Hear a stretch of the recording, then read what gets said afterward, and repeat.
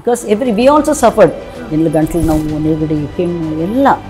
So ಆವಾಗೇನು only with this acupressure we came out of all things. ಬರೀ ಆಕ್ಯುಪ್ರೆಷರಿಂದಲೇ ಎಲ್ಲ ವಾಸಿ ಆಗುತ್ತೆ ಅಂತ ಹೇಳಲ್ಲ. ನಮ್ಮ ಮನಸ್ಸನ್ನು ನಾವು ಯಾವಾಗ ಚೆನ್ನಾಗಿ ಇಟ್ಕೋತೀವಿ ಆವಾಗ ಇದೆಲ್ಲ ಹೆಲ್ಪ್ ಆಗುತ್ತೆ ನಮಗೆ. ಇವಾಗ ನೆಗಡಿಗೆ ಸೊ ಈ ಮೂಗಿದೆಯಲ್ಲ, ಮೂಗು ಎಡ್ಜಲ್ಲಿ ಯು ಪ್ರೆಸ್ ಲೈಕ್ ದಿಸ್. 18 ವರ್ಷದಿಂದ ಇಲ್ಲ, ಬೈ ಗಾಡ್ಸ್ ಗ್ರೇಸ್ ಇಲ್ಲ. ನಮಸ್ಕಾರ. ಮಚ್ ಅವೈಟೆಡ್ ಆಕ್ಯುಪ್ರೆಷರ್ ಸಬ್ಜೆಕ್ಟಿನ ಎಪಿಸೋಡ್ಗೆ ಸ್ವಾಗತ. ಎಸ್, ಶ್ರೀಮತಿ ನಿರ್ಮಲಾ ಬೆನಡಿಕ್ಟ್ ಅವರು ನಮ್ಮ ಜೊತೆಗಿದ್ದಾರೆ. ಈಗಾಗಲೇ ರಾಕ್ ಸ್ಟಾರ್ ಆಗಿಬಿಟ್ಟಿದ್ದಾರೆ ಮೇಡಮ್. ನಮಸ್ಕಾರ. ನಿಮ್ಮನ್ನ ತುಂಬಾ ಜನ ಕೇಳ್ತಾ ಇದ್ದಾರೆ, ಬಂದು ಮೀಟ್ ಮಾಡಬೇಕು. ಕೆಲವರು ನಾನು ಟ್ರೀಟ್ಮೆಂಟ್ ತಗೊಳ್ಬೇಕು, ಕೆಲವರು ಟ್ರೀಟ್ಮೆಂಟ್ನ ಕಲಿಬೇಕು, ಇನ್ನು ಕೆಲವರು ಈ ಇದ್ರದ್ದೆಲ್ಲ ಆಕ್ಯುಪ್ರೆಷರ್ದು ಸೆಟ್ ಸಿಗುತ್ತಾ, and they are liking the way you are presenting.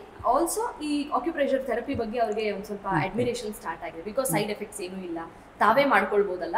So ಇವಾಗ ಎಲ್ಲರೂ ಅವ್ರವ್ರ ಪ್ರಾಬ್ಲಮ್ಸ್ನ ಹೇಳ್ತಾ ಇದ್ದಾರೆ, ಇದಕ್ಕೇನು ಮಾಡ್ಬೇಕು ಹೇಳಿ, ಇದಕ್ಕೇನು ಮಾಡ್ಬೇಕು ಹೇಳಿ ಅಂತ. ಇವತ್ತಿನ ಎಪಿಸೋಡಲ್ಲಿ ಅವ್ರು ಏನು ಕೇಳಿದಾರೋ ಅದಕ್ಕೊಂದಷ್ಟು ಉತ್ತರ ಕೊಡೋಣ. ಖಂಡಿತ. ಓಕೆ, ಫಸ್ಟ್ ಹೇಳಿ, ನೀವು ಹೆಂಗಿದ್ದೀರಾ? First all fine, by God's grace. That's nice. Very common ಮನೆ ಕಥೆ ಅಂದ್ರೆ ಈ ಮಕ್ಳು ಇಲ್ಲದೆ ಇರೋ ಮನೆ ಇಲ್ಲ, ಅಥವಾ ಜ್ವರ ಕೆಮ್ಮು ನೆಗಡಿ ಇಲ್ಲದೆ ಇರೋ ಮನೇನೂ ಇಲ್ಲ. ಖಂಡಿತ. That is so common irrespective of season. ಇವಾಗೇನು ಥಂಡಿ ಸೀಸನಲ್ಲೇ ಏನಾರು ಆಗ್ಬೇಕಂತ ಏನಿಲ್ಲ, ಅಷ್ಟು ಎನ್ವಿರಾನ್ಮೆಂಟ್ ನಮಗೆ ಪೊಲ್ಯೂಟ್ ಆಗಿರೋದ್ರಿಂದ ಕಾಮನ್ ಆಗಿ ಜ್ವರ ಕೆಮ್ಮು ನೆಗಡಿ ಫಾರ್ ನೋ ರೀಸನ್ ನಮ್ಮನ್ನ ತೊಂದರೆಗೆ ಈಡು ಮಾಡುವಂತಹ ಆರೋಗ್ಯ ಸಮಸ್ಯೆಗಳಿದು. ಇವಾಗ ನಮಗೆ ಸದ್ಯಕ್ಕೆ ಅದಕ್ಕೆ ಮನೆಯಲ್ಲೇ ನಾವೇ ಆಕ್ಯುಪ್ರೆಷರ್ನಿಂದ ಪರಿಹಾರ ಹೇಗೆ ಕಂಡುಕೊಡಬಹುದು ಅಂತ. ಸೊ ಇವಾಗ ಏನಂತಂದರೆ ಮಕ್ಕಳಿಗೆ ನೆಗಡಿ ಬರುತ್ತೆ. ಯೂಶಲಿ ಇವಾಗ ಸೆಕೆ ಜಾಸ್ತಿ ಇದೆ, ಅದಕ್ಕೊಂಥರ ನೆಗಡಿ ಬರುತ್ತೆ. ಮಳೆ ಟೈಮಲ್ಲೂ ನೆಗಡಿ ಬರುತ್ತೆ. ಸೊ ಯೂಶಲಿ ಎಲ್ಲ ಟೈಮಲ್ಲೂ ಸಾಧಾರಣ ಇರುತ್ತೆ ನೆಗಡಿ. ಆ ನೆಗಡಿ ಬಂದಾಗ ಏನಂತಂದರೆ, ನಾನು ಇದುವರೆಗೂ ಈ ಒಂದು ಮೆಡಿಸಿನ್ ಕೊಟ್ಟಿಲ್ಲ ನಮ್ಮ ಮಕ್ಕಳಿಗಾಗಲಿ. ಸೊ ಜಸ್ಟ್ ಆಕ್ಯುಪ್ರೆಷರ್ ತುಂಬ ಸಿಂಪಲ್ಲಾಗಿ, ಯಾಕೆಂದರೆ ಫಸ್ಟ್ ಸ್ಟಾರ್ಟಿಂಗಲ್ಲೇ ನಾವು ಮಾಡ್ಕೊಂಬಿಟ್ರೆ ಇಟ್ ಈಸ್ ವೆರಿ ಈಸಿ. ಗೊತ್ತಾಗಲ್ಲ ಸಿಂಪ್ಟಮ್ಸು. ನೆಗಡಿ ಬರ್ತಾ ಇದೆ, ತಲೆನೋವು ಬರ್ತಾ ಇದೆ, ಕೆಮ್ಮು ಕೊರ ಅಂತ ಇದೆ, ಗಂಟ್ಲದೆಲ್ಲ ಆ ಶುರುವಾದಾಗಲೇ. ಆಮೇಲೂ ಮಾಡ್ಬೋದು, ಶುರುವಾದಾಗ ಮಾಡಿಕೊಂಡ್ರೆ ಬೇಗ ವಾಸಿ ಆಗಿಬಿಡುತ್ತೆ ಅಷ್ಟೇ. ಈಗ ನಿಮ್ಮ ಮಕ್ಕಳು ಒಂದ್ಸತಿನೂ ಮೆಡಿಸಿನ್ ಕೊಟ್ಟಿಲ್ಲ, ಎಷ್ಟು ದೊಡ್ಡವರಿದ್ದಾರೆ ಮೊಮ್ಮಗಳು ಇವಾಗ ಬಯೋಟೆಕ್ ಮಾಡ್ತಾ ಇದ್ದಾಳೆ, ಇಂಜಿನಿಯರಿಂಗ್ ಮಾಡ್ತಾ ಇದ್ದಾಳೆ. ಅಟ್ಲೀಸ್ಟ್ ಒಂದು 18-20 ವರ್ಷದ ಮೊಮ್ಮಕ್ಕಳಿದ್ದಾರೆ ಅಂತ ಅನ್ಕೊಳ್ಳೋಣ. 18 ವರ್ಷದಿಂದ ಒಂದು ಮೆಡಿಸಿನ್ ಕೊಟ್ಟಿಲ್ವಾ? ಇಲ್ಲ, ಬೈ ಗಾಡ್ಸ್ ಗ್ರೇಸ್ ಇಲ್ಲ. ನಿಜವಾಗ್ಲೂ ಹೌದು. ಅವ್ರೇನಾದರೂ ಒಂದು ಸರಿ ಎಲ್ಲರೂ ಹೊರಗಡೆ ಹೋದಾಗ ಆಗದಾಗ ಏನೂ ಗೊತ್ತಿಲ್ಲ ಅಂದರೆ ಒಂದು ಕ್ಯಾಲ್ಪಾಲ್ ಅಷ್ಟೇ. During Covid time this help us a lot. Covid ಟೈಮಲ್ಲೆಲ್ಲ ನಮ್ಮ ನೋಡಿದರೆ ನಮ್ಮನ್ನು ಕ್ವಾರಂಟೈನ್ ಮಾಡಿಬಿಡ್ತಿದ್ರು ಅನಿಸುತ್ತೆ. ಬಿಕಾಸ್ ವಿ ಆಲ್ಸೋ ಸಫರ್ಡ್ ಇಲ್ಲಿ ಗಂಟಲು ನೋವು ನೆಗಡಿ ಕೆಮ್ಮು ಎಲ್ಲ.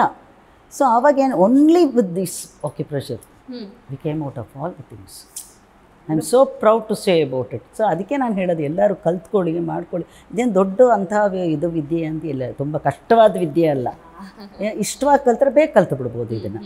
ಸೊ ಕಲ್ತ್ಕೊಂಡ್ರೆ ನಮಗೆ ತುಂಬ ಉಪಯೋಗ ಆಗುತ್ತೆ. ಸೊ ನೆಗಡಿ ಕೆಮ್ಮು ಜ್ವರ, ಇನ್ನೇನೋ ಸಣ್ಣ ಹೊಟ್ಟೆ ನೋವು ಅವೆಲ್ಲ ಇರುತ್ತಲ್ವ. ಸೊ ಇದು ಒಂದು ಕಲಿಯೋದ್ರಿಂದ ಎಲ್ಲದಕ್ಕೂ ಉಪಯೋಗ ಆಗುತ್ತೆ. ಇದನ್ನು ಸ್ಪೆಸಿಫಿಕ್ಕಾಗಿ ಅದಕ್ಕೆ ಹೇಳಬೇಕು ಇದಕ್ಕೆ ಹೇಳಬೇಕು ಅಂತಲ್ಲ.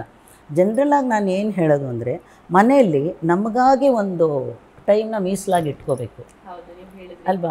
ಯಾವಾಗ್ಲೂ ಸ್ಪೆಷಲಿ ಗೃಹಿಣಿಯರು, ಹೌಸ್ ವೈಫ್ಸ್ ಎಲ್ಲ ಏನು ಮಾಡ್ತಾರೆ, ಬೇರೆಯವ್ರಿಗಾಗೇ ಸಮಯ ಮಾಡ್ತಿರ್ತಾರೆ.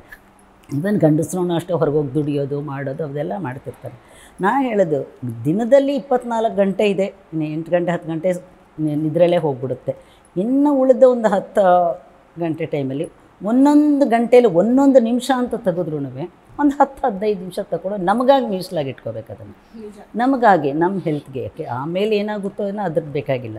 ನಮಗಾಗಿ ಇಟ್ಕೊಂಡ್ರೆ ಆ ಟೈಮಲ್ಲಿ ನಾವೇನು ಮಾಡಬೇಕು, ನಮ್ಮ ಎಚ್ಚರಿಕೆ ನಾವು ನಮ್ಮ ಶರೀರದ ಕಡೆ ಗಮನ ಕೊಡೋದು, ಧ್ಯಾನ ಮಾಡೋದಾಗಲಿ, ಅಸ್ವಾಧ್ಯಾಯ ಮಾಡೋದಾಗಲಿ, ಆಧ್ಯಾತ್ಮ ವಿಚಾರ ತಿಳ್ಕೊಳ್ಳೋದಾಗಲಿ. ಬರೀ ಆಕ್ಯುಪ್ರೆಷರಿಂದಲೇ ಎಲ್ಲ ವಾಸಿ ಆಗುತ್ತೆ ಅಂತ ಹೇಳಲ್ಲ. ನಮ್ಮ ಮನಸ್ಸನ್ನು ನಾವು ಯಾವಾಗ ಚೆನ್ನಾಗಿ ಇಟ್ಕೋತೀವಿ ಆವಾಗ ಇದೆಲ್ಲ ಹೆಲ್ಪ್ ಆಗುತ್ತೆ ನಮಗೆ. ನಾನು ಆಕ್ಯುಪ್ರೆಷರ್ ಮಾಡಿದೆ, ಕೆಲವ್ರು ಮಾಡ್ಬೋದು, ಅಯ್ಯೋ ನನಗೇನೂ ಆಗಲೇ ಇಲ್ಲ ಅಂತಂದರೆ ನಿಮ್ಮ ಮನಸ್ಸು ನೀವು ಸರಿಯಾಗಿ ಇಟ್ಕೊಳ್ದೆ ಹೋದರೆ ಎಲ್ಲಿಂದ ಏನು ಮಾಡಿದ್ರೂ ಆಗಲ್ಲ, ಅದು ಏನು ಪ್ರಯೋಜನ ಆಗೋದಿಲ್ಲ.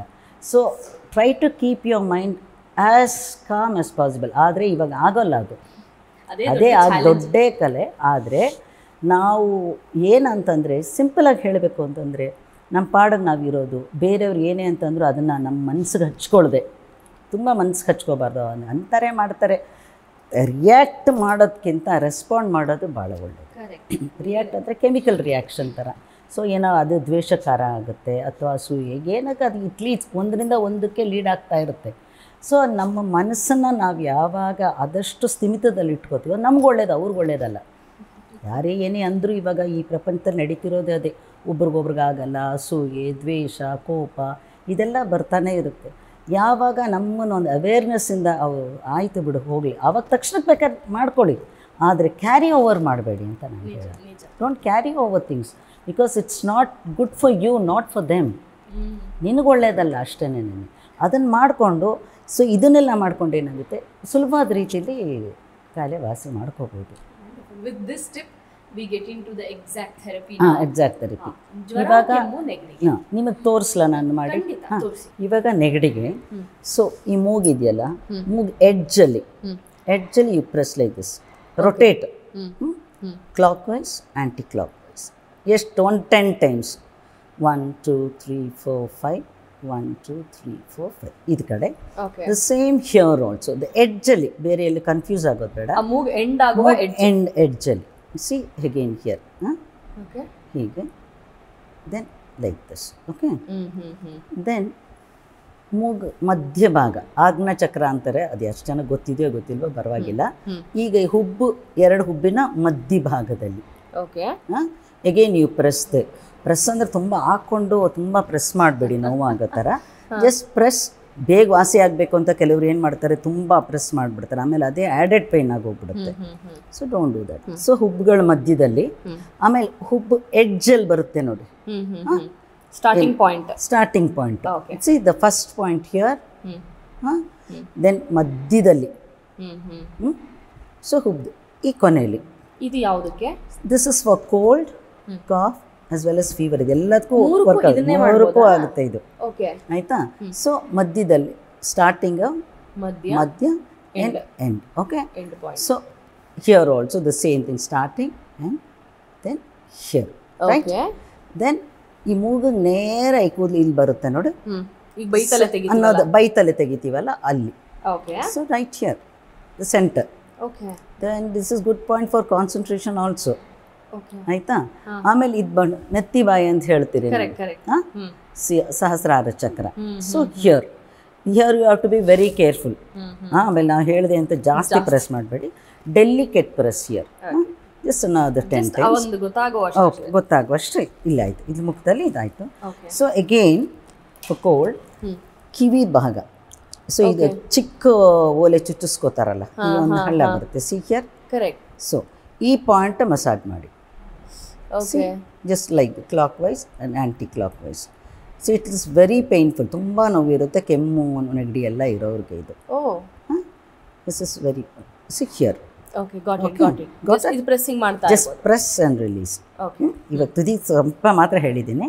Then again you bend a little like this. So ಇಲ್ಲಿ ಒಂದು ಹಳ್ಳ ಬರುತ್ತೆ, ಹಾಂ, ಒಂದು hollow space here. Right? So you press here. Not a very deep press, a delicate press. Another 10 times here. Okay. Then this collarbone. Collarbone ಬರುತ್ತಲ್ಲ, ಹಿಂಗೆ ಹಿಡ್ಕೊಂಡ್ರೆ, ಈ collar ಈ ಮಧ್ಯಕ್ಕೆ ಹಿಂಗೆ ಹಿಡ್ಕೊಂಡ್ರೆ, you get points here. I can feel that. You can feel that? Yes. ಗೊತ್ತಾಗ್ತಿದೆ. ಅಷ್ಟು ಗೊತ್ತಾಗಲಿಲ್ಲ ಅಂತ ಇಟ್ಕೊಳ್ಳಿ. So you can do the collar bone ಸೈಡ್ಗೂ ಮಾಡ್ಕೋಬೋದು. ನಿಮ್ಗೆ ಗೊತ್ತಾಗಲಿಲ್ಲ ಅಂದ ಪಕ್ಷದಲ್ಲಿ, see here all you do it. Just pressing ಮಾಡಿ, ಜಸ್ಟ್ ಪ್ರೆಸ್ ಒಂದು ಕಡೆ, ಈ ಕಡೆಯಿಂದ ಫುಲ್ ಆ ಪಾಯಿಂಟ್ ನಿಮ್ಗೆ ಗೊತ್ತಾಗಲಿಲ್ಲ ಅಂದ ಪಕ್ಷದಲ್ಲಿ ಫುಲ್ ಕಾಲರ್ ಬೋನ್ ಕೆಳಗಡೆನೇ ಮಾಡ್ಕೊಳ್ಳಿ. ಸೊ ಕೆಮ್ಮಿಗೆ ತುಂಬ ಬೇಗ ರಿಲೀಫ್ ಸಿಗುತ್ತೆ. ಇದು ತುಂಬ ಬೇಗ ರಿಲೀಫ್ ಸಿಗುತ್ತೆ. ಇದೇನಂದ್ರೆ ದೊಡ್ಡವ್ರಿಗೆ ಬಂದರೂ ಕಷ್ಟನೇ. ಹೌದು, ಮಕ್ಕಳು ಮಲಗಿದ್ದಾಗಲೂ ಮಾಡ್ಬೋದು ಕೆಲವ್ರಿಗೆ. ಯಾಕೆಂದರೆ ಮಕ್ಕಳಿಗೆ ಏನಂದರೆ ಮುಟ್ಟಿದಾಗ ಸ್ವಲ್ಪ ನೋವಾಗುತ್ತೆ, ಅವ್ರಿಗೆ ಅಭ್ಯಾಸ ಇರಲ್ಲ ಇದೆಲ್ಲ ಮಾಡಿಸ್ಕೊಂಡು, ಆವಾಗ ಸ್ವಲ್ಪ ನೋವು ಅಂತಾರೆ. ಆಮೇಲೆ ಅವ್ರಿಗೆ ಇಷ್ಟ ಆಗುತ್ತೆ, ಅವ್ರಿಗೆ ಹಾಯ್ ಅನ್ನೋಕ್ಕೆ ಶುರುವಾಗುತ್ತಲ್ವ. ಸೊ ಅದರಿಂದ ಅವ್ರಿಗೆ ಇಷ್ಟ ಆಗುತ್ತೆ, ಅದನ್ನು ಮಾಡ್ಕೋಬೋದು. ಈ ಚಿಕ್ಕ ಮಕ್ಕಳಿಗೂ ಅಷ್ಟೇ, ಡೆಲಿಕೇಟಾಗಿ, ತುಂಬ ಡೆಲಿಕೇಟ್ ಮಕ್ಕಳಿಗೆ ತುಂಬ ಡೆಲಿಕೇಟಾಗಿ ಮಾಡಿ. ಈಗ ನಿಮ್ಗಳಿಗೆ ಮಾಡ್ಕೋಬೇಕಾದ್ರೆ ಈ ಪಾಯಿಂಟ್ಸ್ ಮಾಡಿ. ಆಮೇಲೆ ಇನ್ನೊಂದು ಪಾಯಿಂಟ್ ಇವಾಗ ತಲೆಯಲ್ಲಿ ಇದನ್ನು ತೋರಿಸ್ತೀನಿ. This is good for sleeping. ತುಂಬ ಜನ ನಿದ್ರೆ ಬರಲ್ಲ, ನನಗೆ ಸ್ಟ್ರೆಸ್ಸು ಹಾಗೆ ಹೀಗೆ ಅಂತಾರಲ್ಲ, ಈ ಮಧ್ಯದಲ್ಲಿ ಇಲ್ಲೊಂದು ಹಳ್ಳ ಬರುತ್ತೆ ನೋಡಿ, ಹೌದು ಹೌದು There's hollow ಅದನ್ನ space. ಕಲ್ಲಂಗುಳ್ಳಿ ಅಂತೀವಿ ಯೂಶುವಲಿ. ಇಲ್ಲಿ ಈ ಮಧ್ಯದಲ್ಲಿ ಇದನ್ನು ಮಾಡ್ಕೊಳ್ಳಿ. Just press here again a delicate press. ಒಂದು ಸಿಂಗಲ್ ಫಿಂಗರ್ ಅಲ್ಲಿ ಮಾಡ್ತಿದ್ದೀರಾ? ಹಾಂ, ಸಿಂಗಲ್ ಫಿಂಗರಲ್ಲೇ, ಒನ್ ಫಿಂಗರ್ ಲೈಕ್ ದಿಸ್. ಆಯಿತಾ? ಆಮೇಲೆ ಈ ಸ್ಕಲ್ದ ಕೆಳಭಾಗ ಇದೆ ನೋಡಿ, ಆ ಕೆಳಭಾಗನ ಸುಮ್ಮನೆ ಹೀಗೆ ಫುಲ್ ಹೀಗೆ ಪ್ರೆಸ್ ಮಾಡಿಕೊಡಿ. ಓಕೆ, ಫುಲ್ ಹೀಗೆ ಸಿ ಲೈಕ್ ದಿಸ್, ಎರಡು ಕೈಯಲ್ಲಿ ಹೀಗೆ.